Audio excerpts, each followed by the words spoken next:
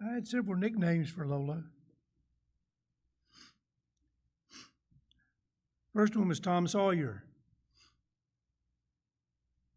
She would say, let's go down here and paint the wall in the basement, cinder block.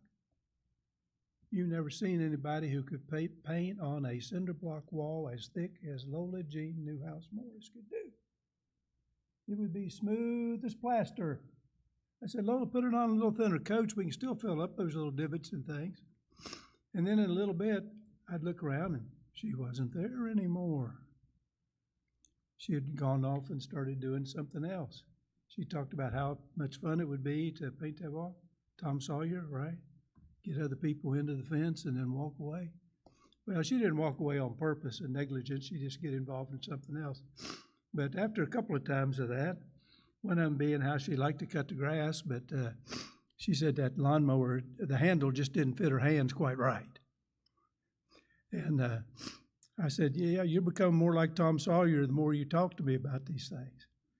Well, later on, she would write about passages in the Bible, several pages. And I started using them as devotionals at the men's breakfast. Her nickname then was Lola Moses, because she could write some epistles for sure.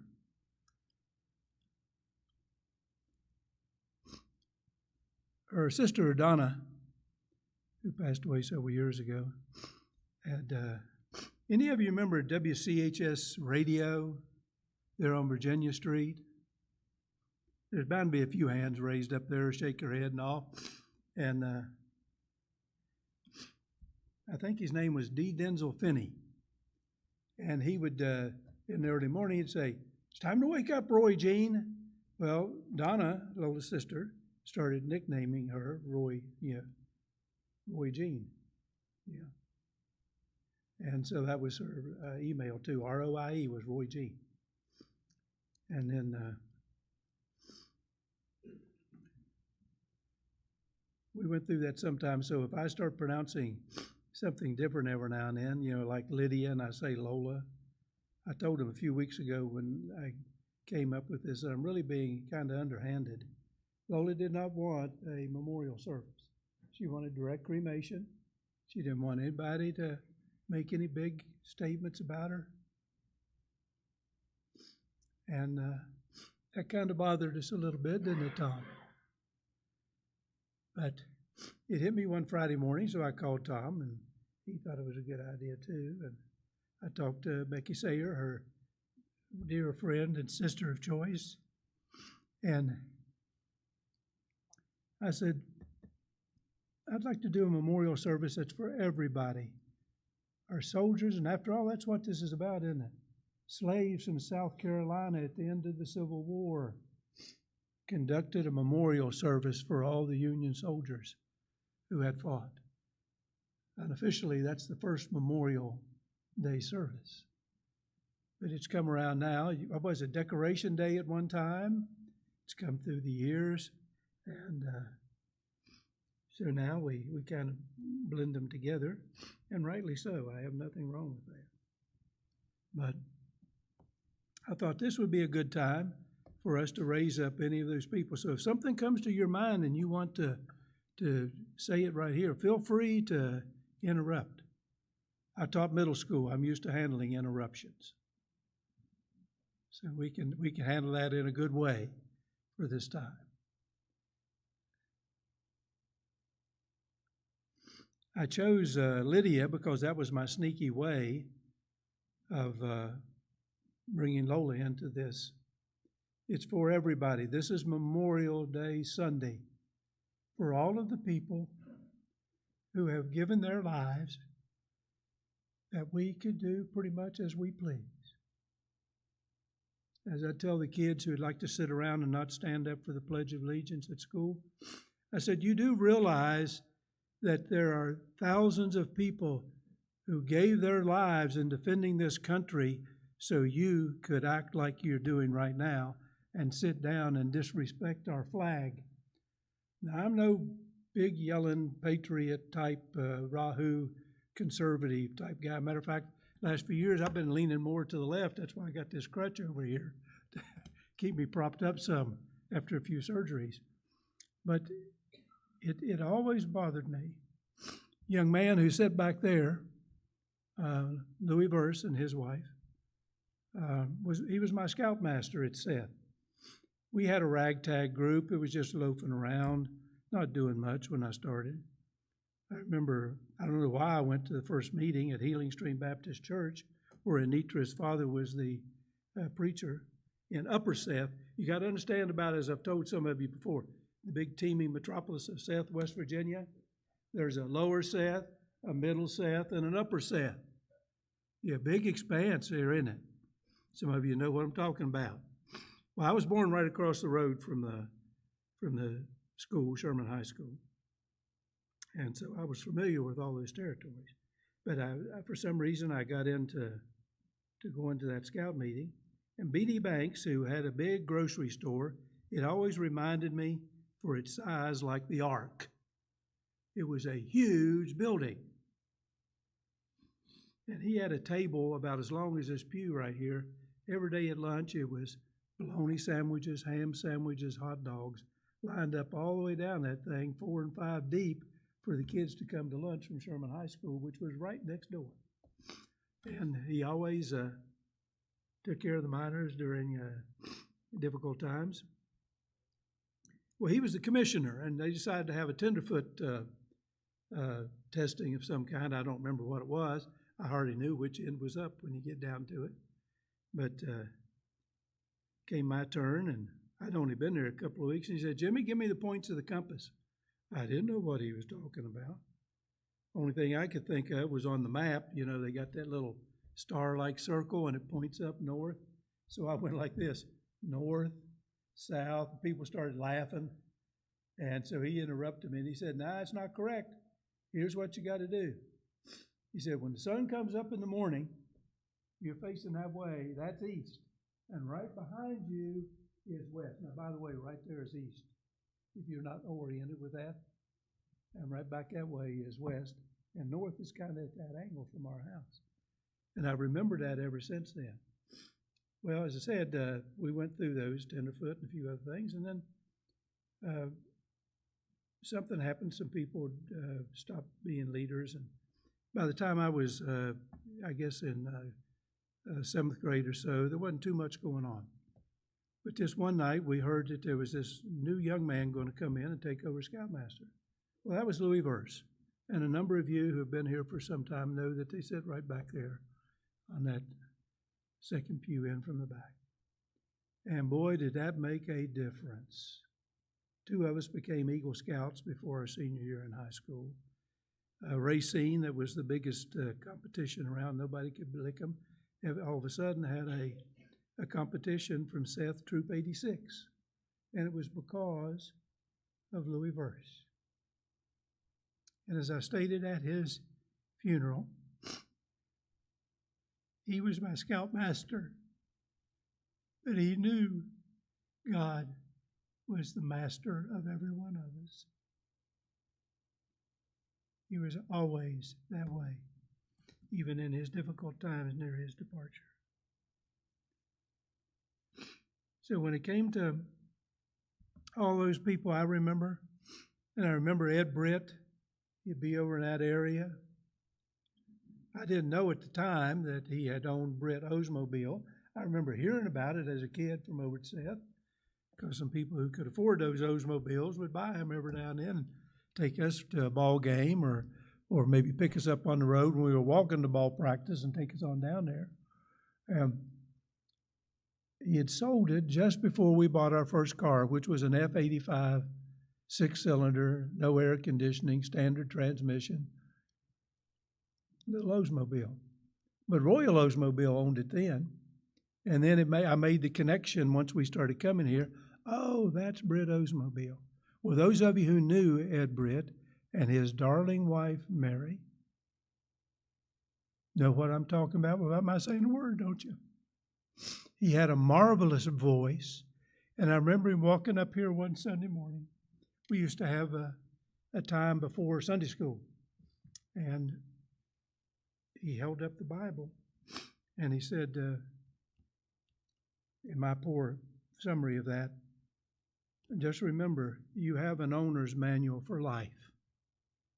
And he held up the Bible and says, here's your owner's manual. You should treat it better than you do the one to your car. That said a lot, didn't it?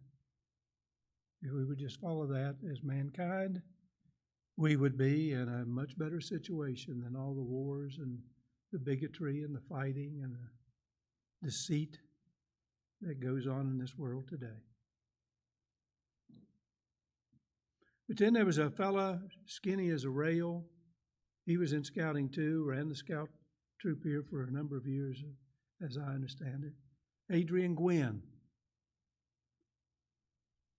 I guess in his later years, he had several heart attacks and several strokes.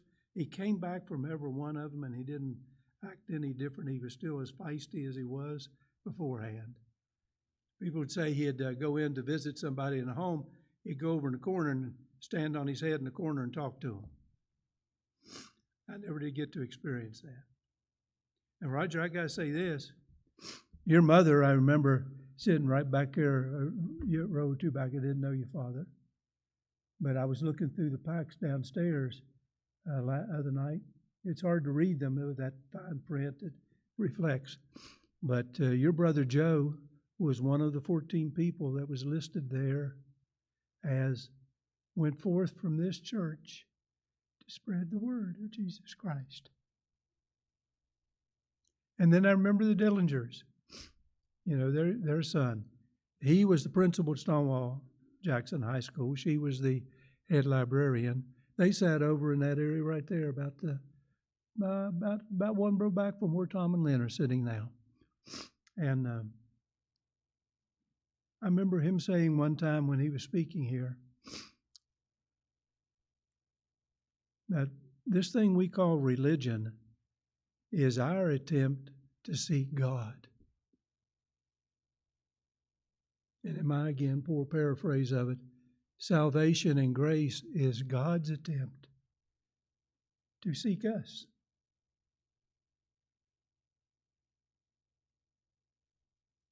He doesn't force us. You talk about free will, that's exactly what it is. Every one of us have that free will, don't we? We can accept it or we can't accept it. It all depends on us. Well, Lola accepted it at a very young age. Lydia, in Acts chapter 16, evidently was already, as they said, a God-fearing woman.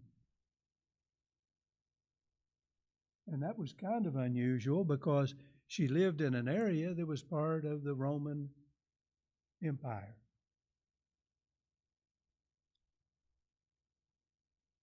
But when Paul and Silas came there, when they had planned to go someplace else, but as it states, the Spirit told them not to, and Paul had had a vision by a man saying, come to Thessalonica and go to Philippi. Now, I prefer to say Philippi, but, come see, come saw.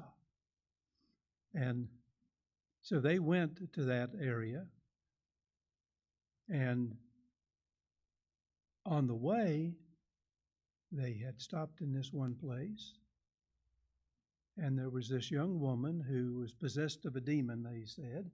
She was being used by, shall we say, her business managers to make money for them, and she would what's the word the Greeks would use for it? I can't think of it.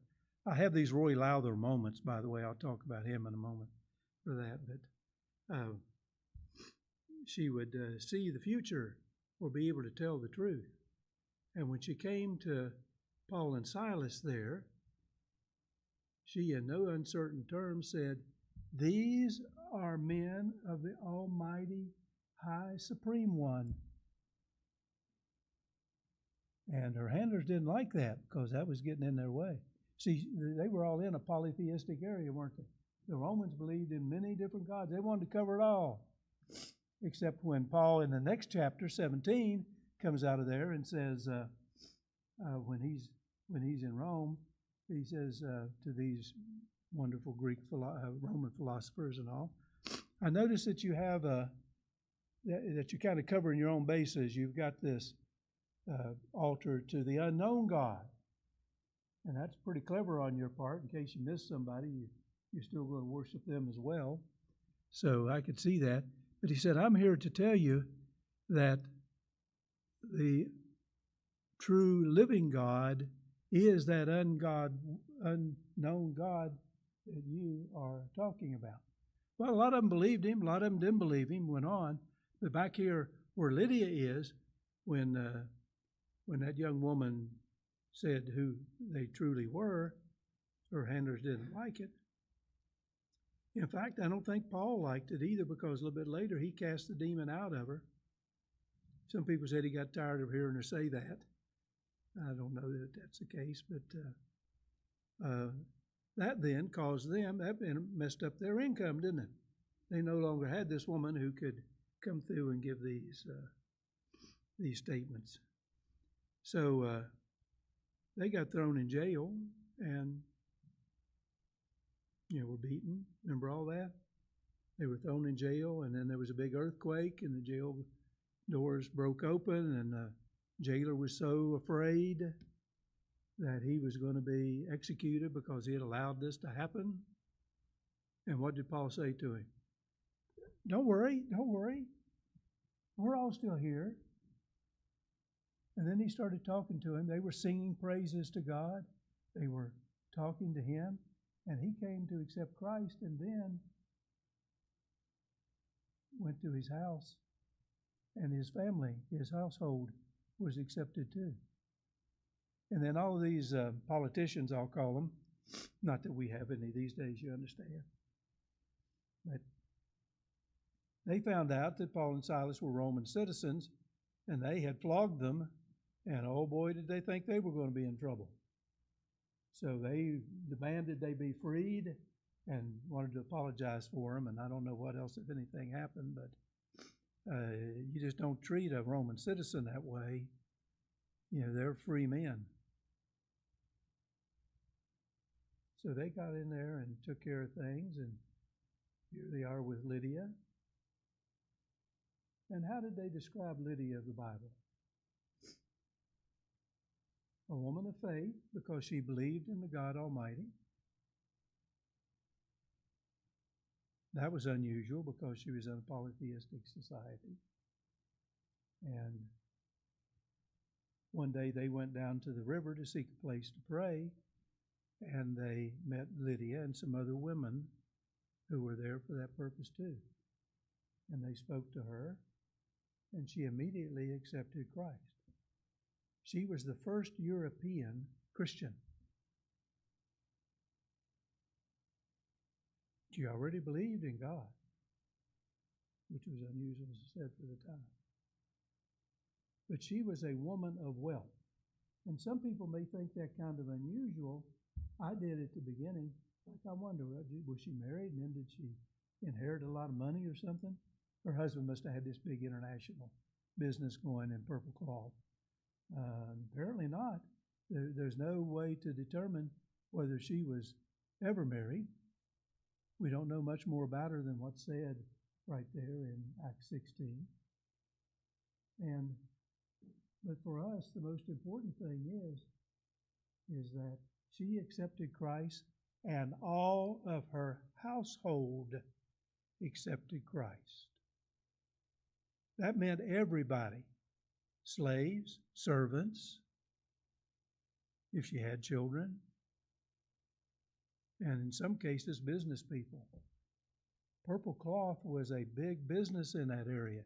This whole area was a kind of a marketplace that, in my way of thinking at it, kind of met the east and the west. It's right there in that area, where Turkey has been and has always been kind of an international buffer of these things, I do believe. So then the question scholars started raising was, well, was she a real leader? And so some of them have given a definition of a leader as someone who influences others to accomplish. And she did. And that became a church there, didn't it? She was a woman of wealth. And I found out, I'm sure you all be interested in this too, because you might want to go into the purple cloth business sometime. But there were two kinds of purple: the expensive, royal type stuff, and you got it, this may turn some of your stomachs, from sea slugs. There was a particular part of the sea slug that they could get and render the materials out of it that would produce the rich purple that was the more expensive, coveted color purple for dyeing that the royalty and the wealthy people always wanted. And then on the other hand, near where she lived, there was the batter root, I think it was called. Much less expensive, still gave a nice color of purple, but much less expensive than the other. And so someone said, well, which did she live, which did she work with? And most of them concluded she probably dealt with both of them because she built up a wealth that apparently was a good size and supported Paul and Silas. She, after all, convinced them to come and stay at her place, didn't they? And so they operated out of there because Paul had been directed by the Spirit to go there instead of the other places that he had planned to go. Lola always loved the color purple.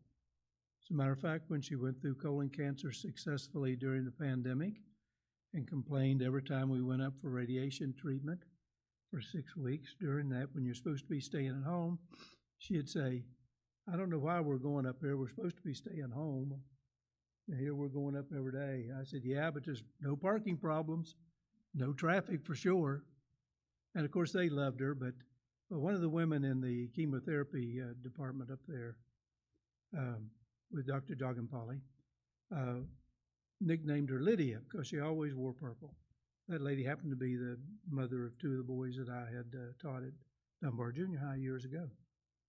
One of them is in Christian service in the Methodist denomination now. He has been for a number of years. So they really marveled at her purple colors. And I said, yeah, but you got to watch her. She's a mean girl.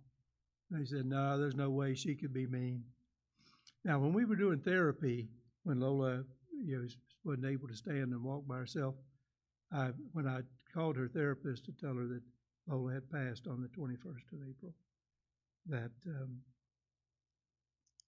I really enjoyed when I'd be teasing her and you were there, that you would always take her side when I tried to get you to agree with me about her being mean or uncooperative or this or that. He said, wouldn't have it any other way. She wanted to do what was right. Now, there's something else you need to know about Lola. And I can say this as a fact. She was the only pregnant male tenor in the history of Highland Baptist Church. That's a fact, right? Before this was removed, the modesty panel that was always around here, she was up here in this section with the men. These ladies on TV, anchors and all, have these high-pitched voices. Oh, in recent years, that drove her crazy. She'd almost turn off the TV when they would start talking. But Doyle Hartwell, Charlie Hartwell, Ron Hall, Pat Murphy, all of those folks, they would tease her. They'd get this shredded chewing gum, bubble gum, would come in the mail pouch looking deals. You've seen it from the time you were kids. And they'd have some in a snuff box. They said, oh, you want a pinch of snuff? You just put it between the cheek and gum. It's real good there. And how about some chewing tobacco? And they'd pass it to her.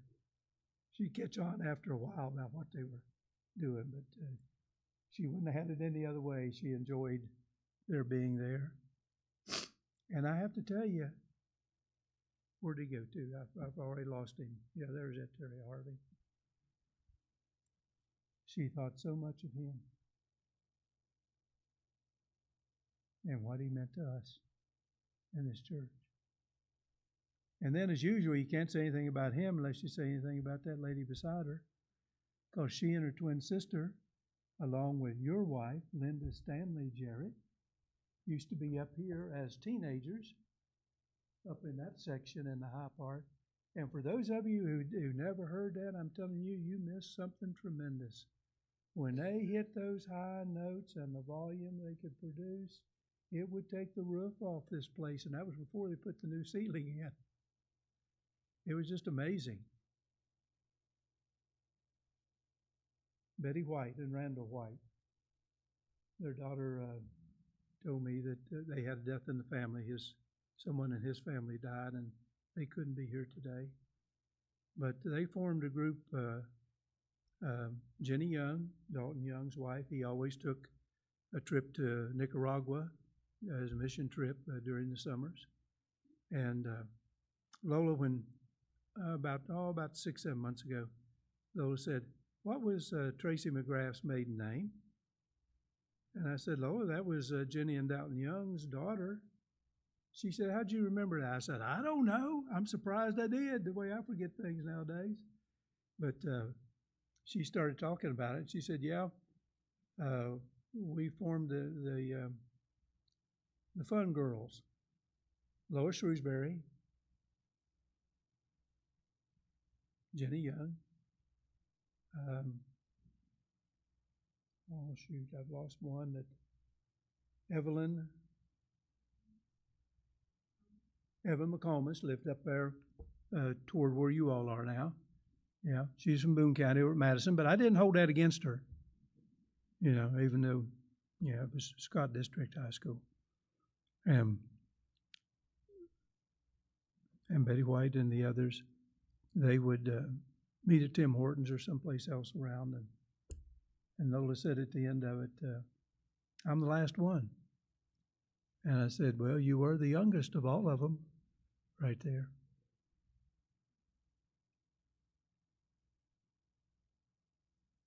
Lisa and John Simmons. They were two others on that list downstairs. And probably most of you here regularly have known about Lisa and John. But they come from, I can't remember her husband's name, but Betsy's, what was her husband's name? Jack.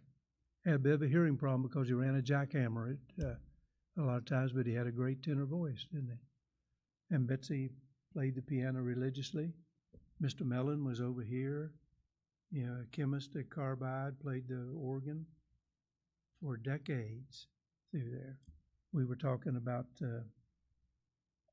chemical processes one time down there, and when they were had just finished rehearsing before they came upstairs, about how many different items they could identify on the spectrometer and spectrograph that they were processing at Carbide. And I did a play on the word HBC for one devotional one Sunday morning, and I got down to one of them, and I said, "Now the most important one to us may be HBC stands for His and Betsy's Church." Reverend Keeney thought he handled things, but I think Betsy's the one who took care of it all and showed it around there. And then, of course, you cannot forget them, can you? The Reverend Ms. Keeney. Now, some of you who have been here a long time know many more people.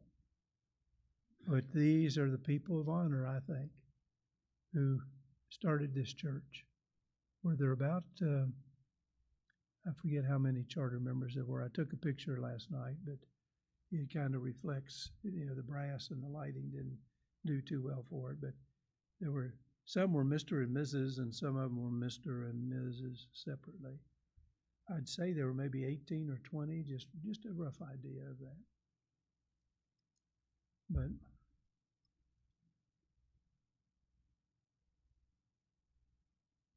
the wealth of purple really comes from the fact that God created this universe and all that's in it, didn't He?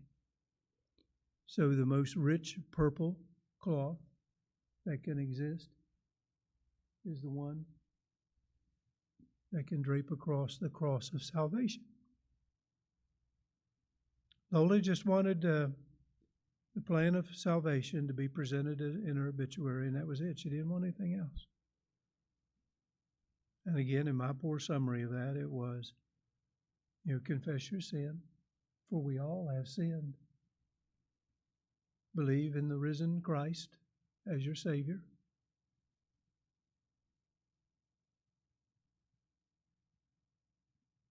And then ask God's forgiveness. And then it's always important, I think, and I feel that even more so now, is that we all should be members of a church somewhere. That fellowship is important. If you try to go it alone, you may not survive. You have to be with fellow Christians, fellow believers. Remember what it said there? It's a simple thing, wherever two or more.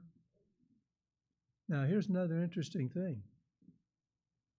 When Paul came to this area, there was no synagogue. You had to have 10 men of the faith to establish a synagogue.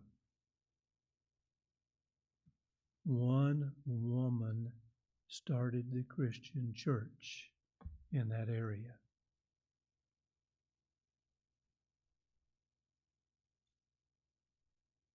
And as I've stated a few times up here and other places, if you think about what's going on, the women of the Bible were the strongest and the most consistent and the steadfast in their faith. Who was still at the cross besides John? The women. Who went to the tomb that Sunday morning? The women. Who told the disciples, He is risen? The women. In that time around the area in which Lydia lived, women were not second-class citizens, if I may use that phrase. We all know how that's been used over the centuries and the decades. There, a woman was of purpose. They could be leaders. Obviously, we've seen a number of them who were wealthy, who supported Christ's mission, His work when He was here and thereafter. And to me, it all comes back to that same thing. That the women of our person kind not only give birth to us, but they sustain us throughout our lives. And we can never forget them.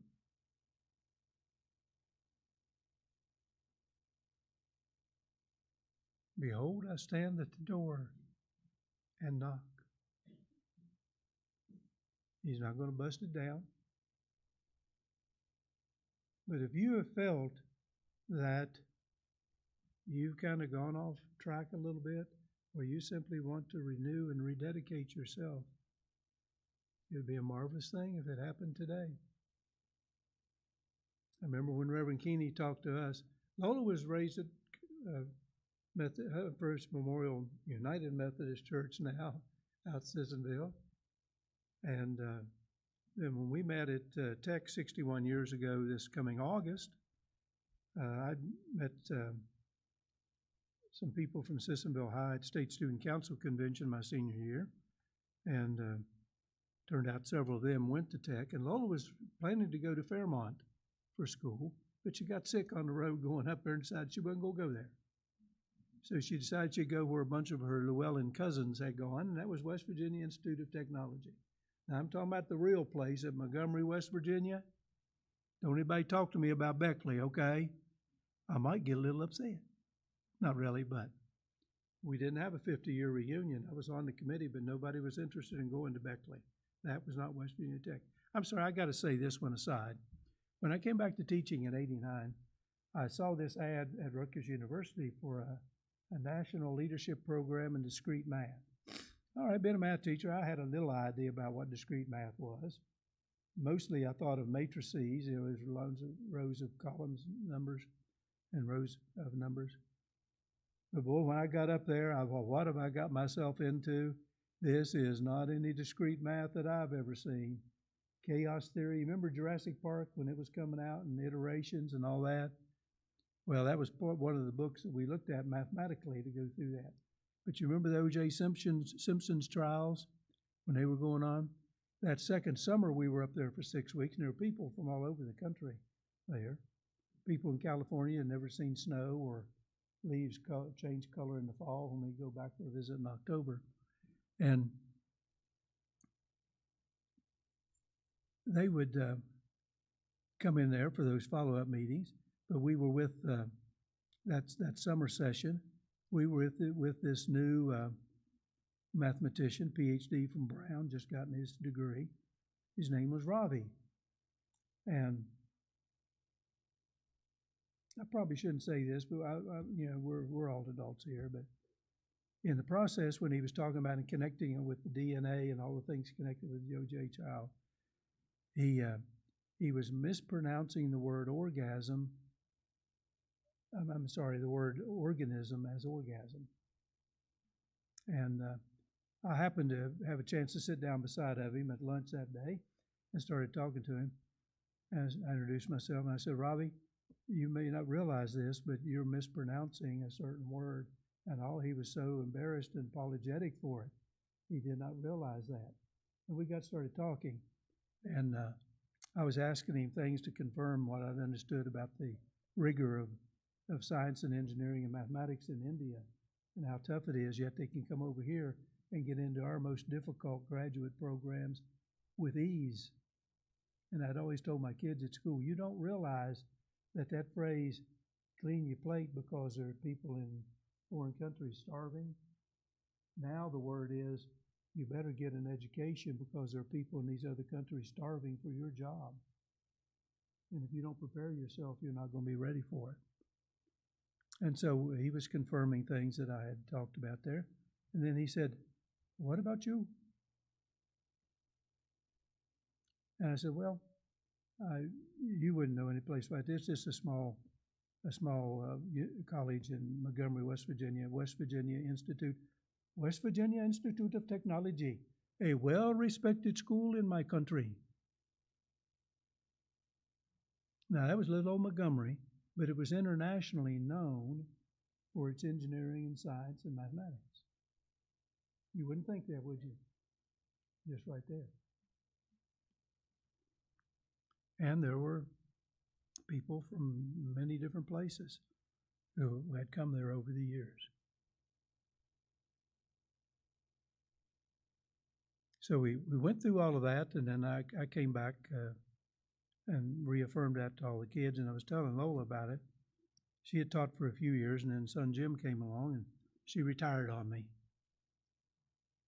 You know, something like, what would it be, without giving his age away, chuckle, 51, coming on 52. And she just thought it was amazing that West Virginia Tech had that kind of reputation. And I said, well, Dr. Nelson always talked about that it was, a good program all the way around. So we start looking at these things and realize that Lydia was not only a woman of wealth, but she was a leader in this entire community. She wasn't just somebody who happened to inherit some richness. She probably earned it herself from all of these things. She wasn't a second-class citizen. She was a leader not only in the community, but within her church for the glory of God. Now,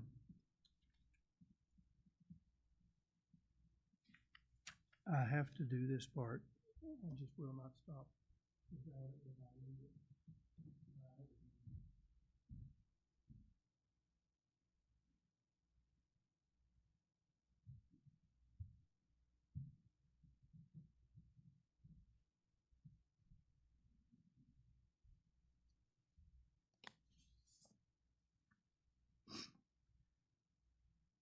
Lola's dear girlfriend, Becky Sayer, when I called Becky to let her know the night Lola died, she said, "You won't believe it, but nobody ever does, but there was never a cross word between the two of us." And I said, "I sure would believe it because I know what she thought of you, and I know what you thought of her." But Becky sent me a card, and over the years, she's always found all these cards. Sean and Tanya, I don't know where she finds these cards. You all take her to these places, and she just gets some marvelous cards through there.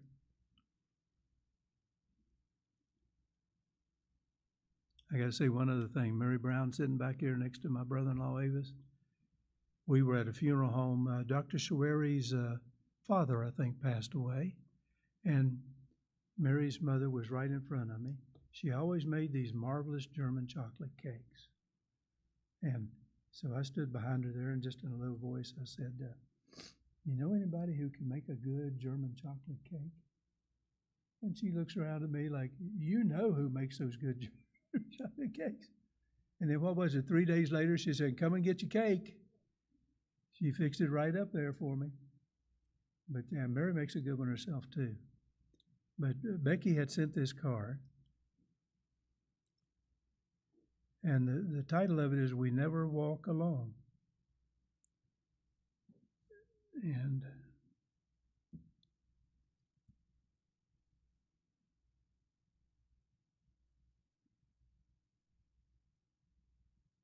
anybody got a pair of reading glasses? I thought I stuck them in my pocket, but I don't have them. Any kind.